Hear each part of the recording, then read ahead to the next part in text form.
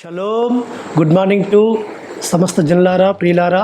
ఆ పరమ తండ్రి యొక్క కరుణా వాత్సల్యత దినదిన మన మీద కుమ్మరిస్తున్నాడు. ఆ పరమ తండ్రి తన ఆశీర్వాదాలతో మనం నింపుతున్నాడు, తన బలంతో మనం నింపుతున్నాడు. ఆయన కరుణా వాత్సల్యతను మనం పొందుకుంటూ, ఆయన ఆశీర్వాదాలు పొందుకుంటూ మనం జీవిస్తున్నాం. ప్రియులారా, ఆ పరమ తండ్రి మన స్తుతులకు, మనకు ఆ ఆరాధనకు ఆయన యోగ్యుడు. ఎందుకంటే మనల్ని ఆయన కాపాడుతున్నాడు, మనల్ని పోషిస్తున్నాడు, సంరక్షిస్తున్నాడు. ఎంతైనా ఆయన స్తుతినందదగిన వాడు. కాబట్టి ఆయన ఘనపరుచుదాం, మహిమపరుచుదాం. తద్వారా ఆయనకు ఆశీర్వాదాలు ఇంకా అత్యధికంగా మనం పొందుకుందాం. ఆయన మేలు చేత నింపబడదాం. ప్రియులారా, ఆయన మేలిచ్చేవాడు, ఆయన ఆశీర్వదించేవాడు, దీవించువాడు. కాబట్టి ఆయన ఆశీర్వాదాలు మన మీద సమృద్ధిగా ఉండునుగాక. ఇది అనంతర కృపల లేఖన భాగము మనం చూసుకుంటుంటే, నిర్గమకాండం 6వ అధ్యాయము 2వ వచనములో, నేనే సర్వశక్తి గల ఎలోహిమును, నేను సర్వశక్తి గల ఎలోహిమును అని ఆయన సెలవిస్తూ వస్తున్నాడు. నిర్గమకాండం 6వ అధ్యాయం 2-3 వచనాలలో. ప్రియులారా, మోషేతో ఆయన సెలవిస్తూ వస్తున్నాడు. మోషే, నువ్వు ఇజ్రాయేలీయులకు వెళ్ళుము, ఫరోకి నాకు బాహుబలం చూపించదను, ఫరోకి నా సూచక్రియలు చూపించదను. కాబట్టి నేను నిన్ను ఒక సాధనంగా వాడుకుంటున్నాను, నువ్వు వెళ్ళుము అన్నప్పుడు మోషే అంటున్నాడు, అయ్యా, ఏ నామమును ప్రకటించాలి, నేను ఏ నామమును బట్టి నేను వెళ్ళాలి అంటే, నేను సర్వశక్తి గల ఎలోహిమును. కాబట్టి యెహోవాను నామమున నేను అబ్రహాం, ఇస్సాకు, యాకోబులకు ప్రత్యక్షపరచబడలేదు, కానీ ఇదిగో నేను నీకు తెలియపరుస్తున్నాను.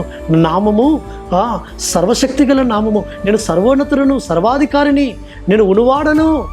మీ పితరులైన అబ్రహాముతోను, ఇస్సాకుతోను, యాకోబుతోను ఉన్నాను, వారితోనున్నాను, నేడు మీతో కూడా ఉంటాను. ఒకటి ఉనువాడను అను ఆ యెహోవాను నామమున మోషేకు ప్రత్యక్షమై ఆయన నేను సర్వశక్తి గల ఎలోహిమును అని. ప్రియులారా, మన సర్వోన్నతుడు, మన సర్వాధికారి అయిన ఆ యెహోవా, ఆయనే అదోనాయ్, ఆయనే ఎల్షద్దాయ్, ఆయనే ఎలోహిం. కాబట్టి ఆ విధంగా అదోనాయ్, ఎల్షద్దాయ్, ఎలోహింగా ఉన్న ఆయనను తెలుగులో సర్వోన్నతుడు, సర్వాధికారి, సర్వశక్తిమంతుడు అని మనము ఆరాధిస్తున్నాం. ఆ సర్వశక్తిమంతుడైన, ఆ సర్వోన్నతుడైన, సర్వాధికారిని యెహోవా నేడు మనతో కూడా ఉన్నాడు. మన పాపముల కొరకు ఆయనే రక్తమాంసములు ధరించుకొని శరీరధారి అయి యాశ్వామశేగా భూమి మీద 33 సంవత్సరాలు జీవించి మన కొరకు బలియాగమయ్యాడు.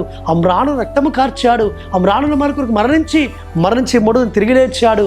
ఆయన ఏమంటున్నాడంటే, నేనే సర్వశక్తుడను, నేను తప్ప వేరే సర్వశక్తుడు ఎవరు లేరు, నేనే సర్వోన్నతుడను అంటున్నాడు. ఆయన ఆ మరణములను విరిచాడు, ఆయన మరణాన్ని జయించాడు, సమస్తాన్ని జయించాడు. ఆయన జయశీలుడైన యెహోవా నేను మనతో కూడా ఉన్నాడని మనం గ్రహిస్తాం. అటు విధంగా పరిశుద్ధాత్మతని మనకు సహాయం చేయను గాక.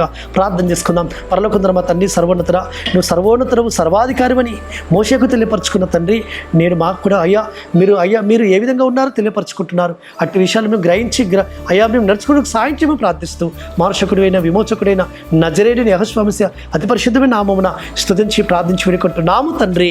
ఆమేన్. సర్వోన్నతుడు, సర్వాధికారి యెహోవా కృపా కనికరము నిరంతరం తోడుగా ఉండి ఆయన మనం బలపరచును గాక. ఆమేన్.